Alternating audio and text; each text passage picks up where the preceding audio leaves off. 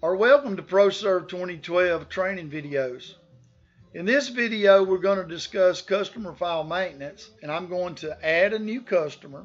I'm going to add a new service account, and I'm also going to add a new zip code, city, and state in this process. So the first thing I want to do is go into my customer file maintenance global. You could go into single and do this, but it really doesn't make sense on the front end because I don't have an add button, and I really won't get the add button until I actually get into the actual customer file maintenance edit, and it really doesn't make sense. If I'm looking for I'm looking for a customer, to add a new customer, and his name's James Carr, it doesn't make sense for me to have to select an existing customer so I can get into the program, then I can click add. So rather than use the single for adding a new customer, even though you can, I would suggest that you just use the global customer file maintenance to add new customers. Now I'm going to search on Carr. The customer's name was James Carr. I'm wanting to make sure that he doesn't already exist in my system. So I know that's not a match, but just for the heck of it, I'm going to enter James just to make sure there's not a James Carr, that I may have sorted it by his first name rather than his last name. So at this point, I can tell that this customer does not exist. So at the bottom of the screen, I'm going to click add. The program creates a new record. It throws me into the name field. So I'm going to type James Carr. Okay, press enter key. Now this guy's got a P.O. box. And keep in mind and remember, this is my billing account. It's not where I'm actually physically going to service. I could, and I'll show you that in just a little bit. But I'm going to set up a P.O. box just to show you. Now, I'm going to purposely enter a zip code that I know does not already exist in my system. And so the program knows that. It took me to the zip code file maintenance program. Now I could search on the city to make sure that I've entered the zip code correctly or whatnot. But in this case, I know that I haven't. So I'm going to click the add button so I can add this new zip code to my system. Now it kept the zip code that I started with, which was 35178. So now I'm going to enter the major city. And I'm just going to put anywhere USA. Now I'm going to enter the state. It's in Alabama, so I'm going to enter AL. Don't worry about the 3 zeros here. This is it's designed that way. And these 3 zeros will not print out on anything that you send out. This is basically, it makes the software compatible with Australia, United Kingdom, and other countries that have more than 2 digits or 2 letters for their state or territory. Now, this section is a local city, a city or locality. Now, this is you can enter this yay or nay. It's up to you. But what it really is designed for is to show up on the service accounts. For example, if I were to enter like Birmingham, Alabama, now I know in Birmingham, Alabama, there are tons of locality cities that are actually considered Birmingham according to the zip code, but there's places like Homewood, Forestdale, Valley Drive, and they're different little townships, if you will, but they're really still a part of the larger city of Birmingham. So if you wanted to, you could enter that here, and it would show up for your service account. And I'm going to enter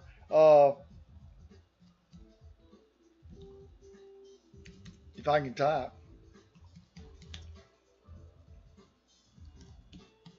I'm going to put the word local on it so that you'll see where that's coming from.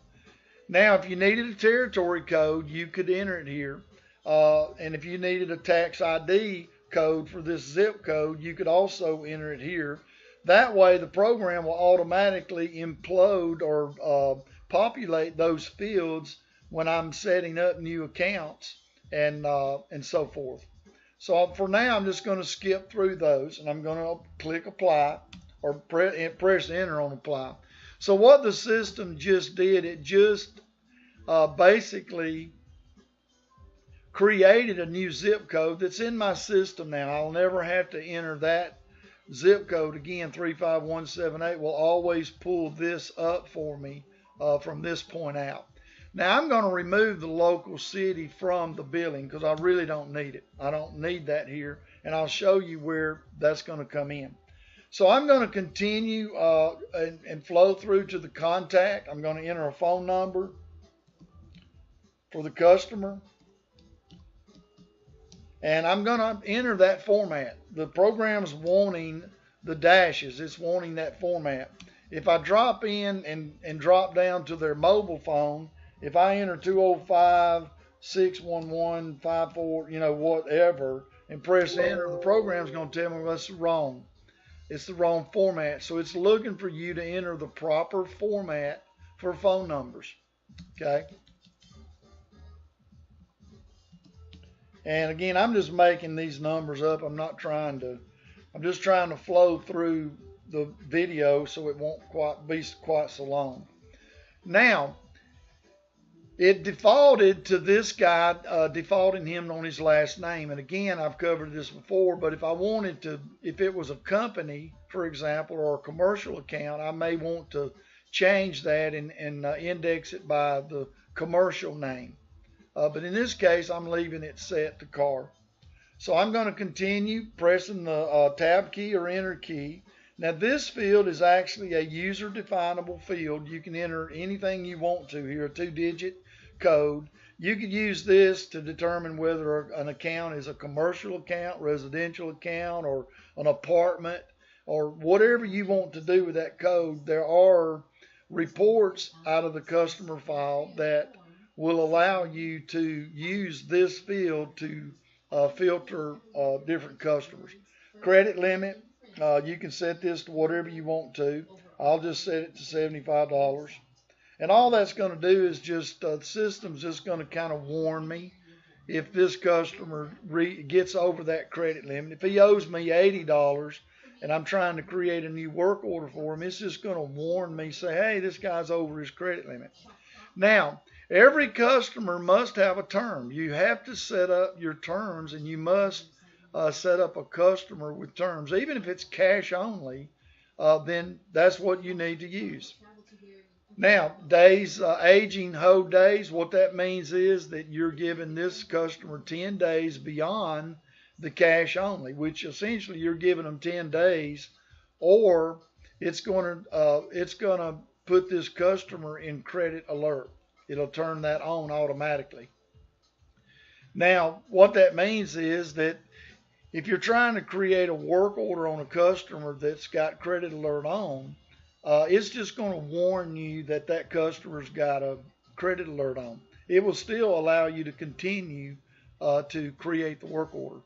Now, if you turn this switch on and this customer reaches 10 days owed on an invoice, it will automatically turn this on, but it actually at this point will actually lock the customer down so that you cannot create a work order for that account until someone that has the correct credentials can pull this customer up and actually, turn this off and allow, a work order to be created. Okay? So, sales tax, yes or no, print or email statement, normally this defaults on, and that's normally where you want to leave it to on. Okay? This section in the notes it's internal, so it's not anything that anyone would see outside of your company and outside being able to pull this customer up on this screen. At this point, I've pretty much got all the information in that I need as far as the billing is concerned. So at the bottom of the screen, I'm going to click apply. Well, the program, there's still one other thing that I need to do. I need to add a service account to this guy I just created.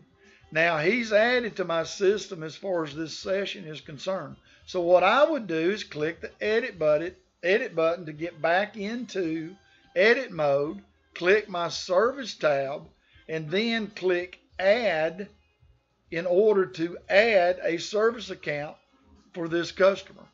Now it defaulted the address in from the billing account, but obviously I'm not going to service a PO box. So now this is where I'm going to come in, and I'm actually going to enter, the physical address. Okay. And it's basically, now notice how the anywhere local came in for me, and the city and state automatically came in based on that zip code. Now, if the customer's in a totally different town or city, then you just simply change the zip code and pull that particular address in. It's that simple.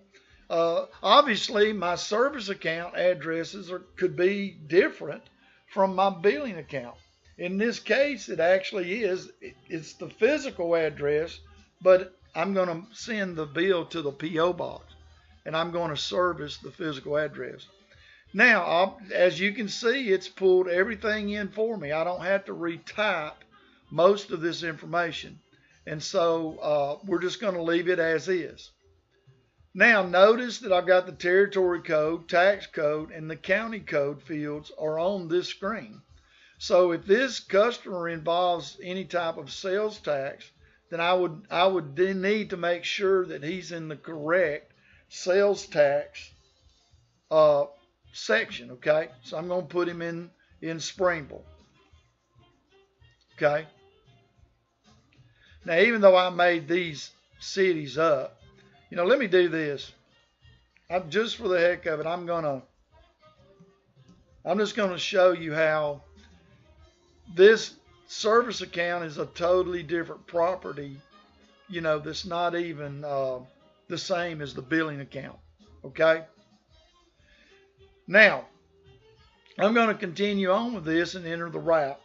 So I'm going to put this customer on a route, and then I would just, find the route of where he is. He's in Springville, so we'll put him on that route. You really don't have to use the 2, 3, 4, and 5. You can just leave those blank because this customer is really not on multiple routes. But the system would actually allow you to do that. So I'm using the tab key to bump through, and I'm not necessarily going to set him up as a recurring pest control startup, even though when I create the manual work order for this new account, it's probably what it will be. But I'm going to go ahead and set this guy up. He's going to be a new pest control customer. We're going to charge him $35 a month, okay? It defaulted my zip code into the map code field because the program, an option in the program told it to do that.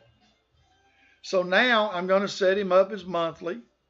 Let's set him up. Let's find out where he might fit. So at this point, I'm going to simply click my schedule button, and I'm going to find out who else is in this same area that I'm servicing on the same day. Okay. And I can see I got a 9 o'clock, 10 o'clock, 1 o'clock, and a 2:30. So I'm going to say, well, look, let's just see if we can get this guy in on 11 o'clock a.m. in the morning. Okay, we'll slip him in after that one right there. And so in doing that, even though this is defaulted to the first day of the month, okay. So now I could start manipulating this, and you can start seeing the different days of the month. So if I go back to Wednesday, I got an 8 o'clock, 9 o'clock, 1 o'clock, 1:30, 2, okay? So again, I'm going to put him on 10 o'clock rather than 11 o'clock. I'm going to put him on that schedule. First Wednesday of every month at 10 o'clock, he's going to show up on this schedule, basically. All right? Now at this point, it automatically entered my start date as November 1st, which is okay. That's no big deal there. Okay. Now, if you wanted to, you could, come in and set it to today's date, which is actually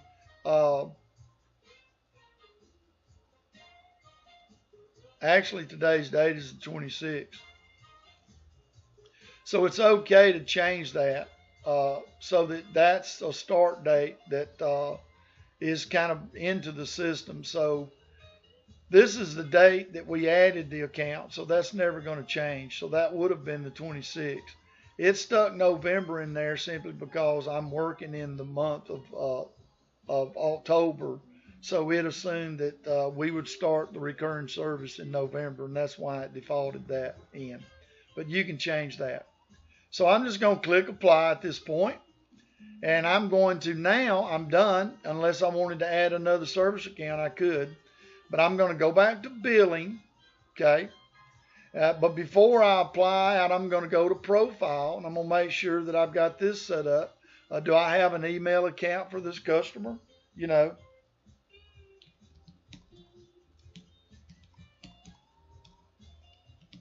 And I'm going to make sure that I turn on email. I want to email his statement. I want to email his invoice. I want him on my mailing list. Okay. All right. And anything else that I want to do here. Now, this is just miscellaneous things that you can pull from your system comment file. Okay. If there's a credit card, well, you could add a credit card and go through that if you like. But for now, we're just going to go back to billing, and I'm basically done. I've got a billing account set up, and I've also got his service account set up for his recurring service. Okay. I'm just going to click apply, then I'm going to save all, and I'm done. So now that customer is a new account in my system, and just to show you, I'm going to go pull him up, and there he is. Okay? Now, thanks for watching the video.